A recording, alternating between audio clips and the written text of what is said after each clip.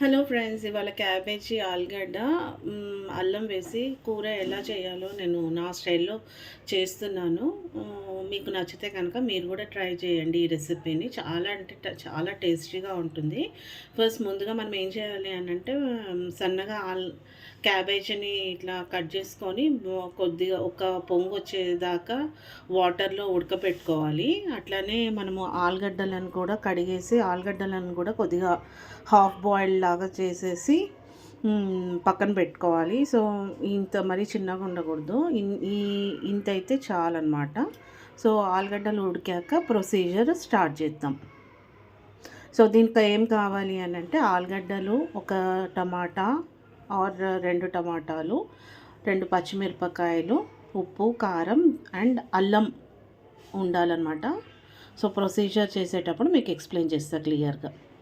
ఇప్పుడు ఇది క్యాబేజీ అన్నీ ఉడికాక కొద్దిగా ఆయిల్ వేసుకోవాలండి.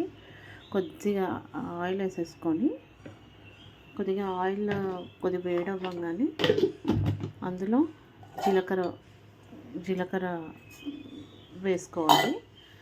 జీలకర్ర చిటపట అనంగానే ఇట్లా మంచిగా రోస్ట్ అయిన తర్వాత జీలకర్రని మనము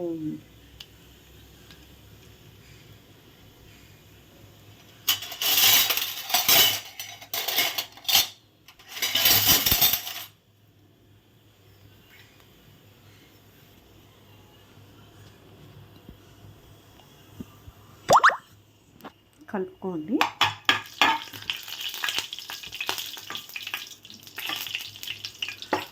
మనం ఇప్పుడు ఇట్లా చిటపటలు ఆడిన తర్వాత మనం ఆల్రెడీ క్యాబేజీ ఉడకబెట్టుకున్నది ఉంది కదండి, ఈ క్యాబేజీని వేసేసాము. ఆల్రెడీ మనము చెప్పాను కదా, ఆల్రెడీ మనము ఇందులో ఉడకబెట్టేసి ఉన్న క్యాబేజీని మంచిగా ఆల్రెడీ బాయిల్ అయిపోయింది కాబట్టి మనం ఇట్లా కొద్దిగా పచ్చివాసన పోయేదాకా ఇట్లా వేయించుకోవాలి. చూడండి ఇట్లా పచ్చివాసన పోయేదాకా ఇట్లా వేయించేసుకోవాలి.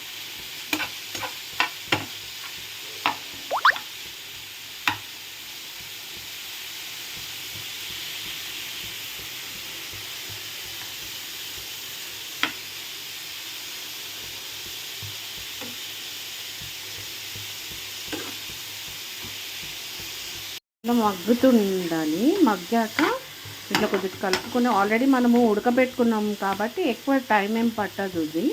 సో చూడండి, ఇట్లా అనగానే బ్రేక్ అయిపోతుంది కదా క్యాబేజ్. అందులో లీఫీ వెజిటబుల్ కదా క్యాబేజీ. సో ఇట్లా అయ్యాక ఇందులో ఇప్పుడు మనము ఇగోండి ఆల్రెడీ ఉడకపెట్టిన ఆలుగడ్డ, ఇది అల్లం పేస్ట్ అంటే కచ్చపచ్చగా దంచుకోవాలన్నమాట. చిన్న రోట్లో వేసుకొని ఆల్రెడీ నేను దంచేసి పెట్టాను. సో ఇప్పుడు ఈ ఆలుగడ్డల్ని ఇందులో వేసుకోవాలి. ఆలుగడ్డల్ని ఇందులో వేసేసుకోండి. ఓకే,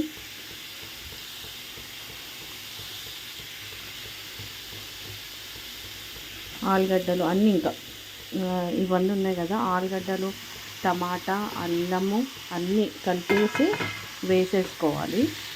వేసేసుకొని ఇప్పుడు ఈ అల్లము, క్యాబేజీ, టమాటా, ఆలుగడ్డ ముక్కల్ని బాగా మనము ఒక 10-15 మినిట్స్ మగ్గనివ్వాలి.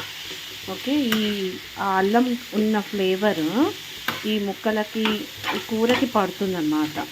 సో చూసారా ఎంత కలర్ఫుల్గా ఉందో. నాకైతే అరోమా చాలా అంటే చాలా బాగా వస్తుందండి. మీరు కూడా డెఫినెట్గా ట్రై చేయండి. టేస్ట్ చాలా అంటే చాలా బాగుంటుంది.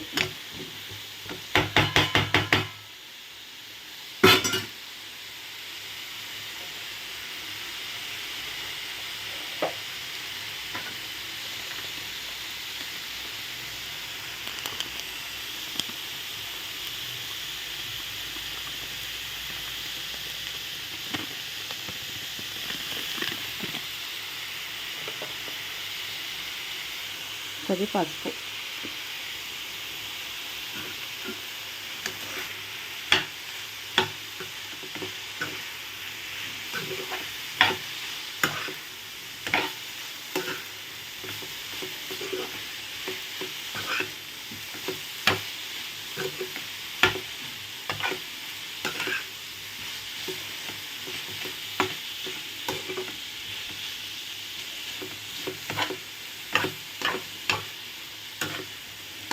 కొద్దిగా ఇవన్నీ టమాటా కింద ఆల్రెడీ ఆలుగడ్డను క్యాబేజ్ ఉడికిపోయింది కాబట్టి ప్రాబ్లం లేదు. ఇప్పుడు కొద్దిగా ఈ టమాటా మనకి మంచిగా ఉడకాలి.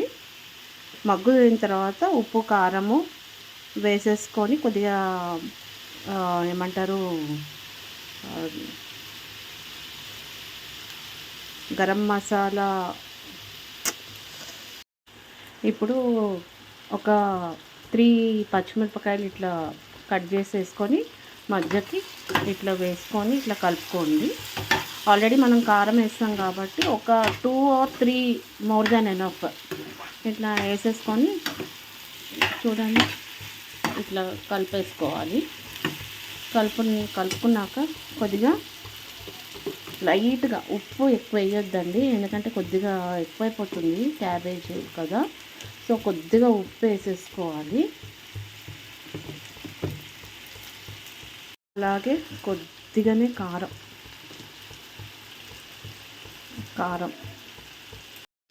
ఇప్పుడు దీన్ని మంచిగా ఇట్లా ఉప్పు కారం కూర మొత్తానికి పట్టేటట్టు మంచిగా కలిపేసుకోవాలి.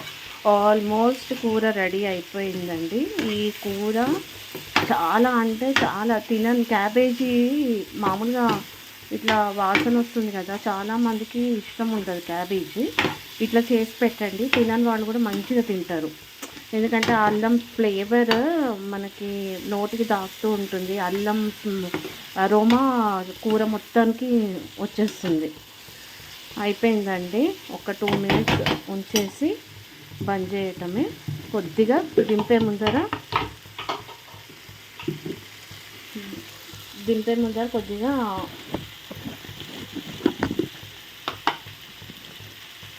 కొత్తిమీర వేసేసుకుంటే సరిపోతుంది. రెడీ అండి. క్యాబేజ్